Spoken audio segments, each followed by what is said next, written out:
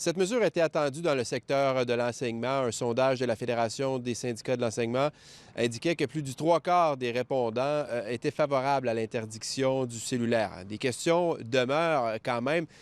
Qu'est-ce qui arrivera pour l'apprentissage là, si certains élèves avaient besoin d'appareils hors des cours là, pour poursuivre leur apprentissage?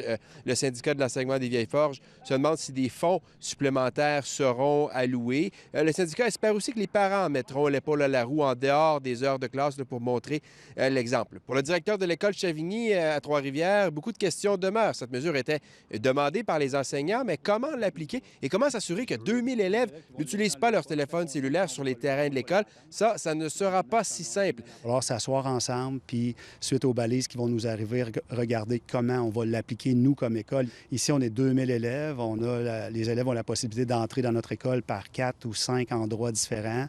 Donc, ça va être une mise en place qui va devoir être réfléchie. Le 3/4 du personnel enseignant n'a pas de problème avec ça.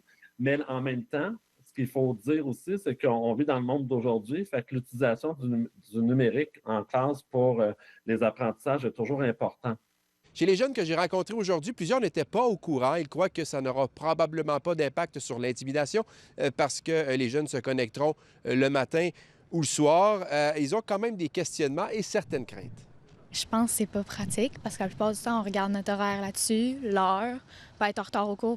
Je sais pas pourquoi ils nous les enlèvent, on les a même pas dans les classes. Si on a besoin de faire des appels importants, qu'est-ce qu'on fait? Ou bien si on reçoit des messages, admettons, ma mère est à l'hôpital, qu'est-ce que je fais pour le savoir? Moi, mais j'ai besoin d'appeler quelqu'un, il faut que je l'appelle. Là, les téléphones de l'école vont être remplis. Là. Il n'y a pas grand monde qui vont respecter ce règlement-là. Là. S'ils peuvent pas savoir si c'est ton téléphone ou pas. Je pense que c'est vraiment abusé.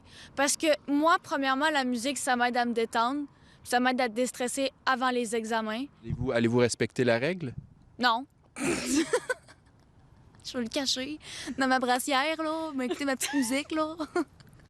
Appliquer tout ça sera un défi parce que selon les données publiées dans le rapport intérimaire de la commission parlementaire sur les impacts des temps d'écran chez les jeunes, le taux de possession de téléphones intelligents était de 50 en sixième année et de 80 dès le secondaire 1.